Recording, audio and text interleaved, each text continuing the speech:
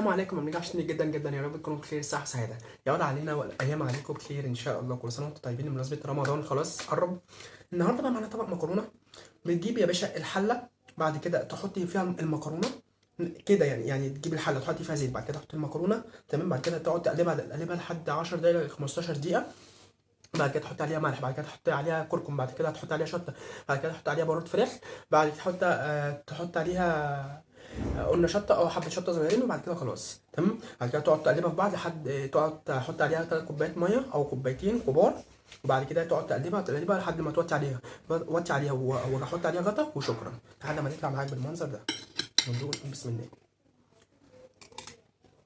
امم شايفين الجمال؟ شايفين الحلاوه؟ الكركم هو اللي مخليها صفرا كده، خطيره. الشطه مش محوقه.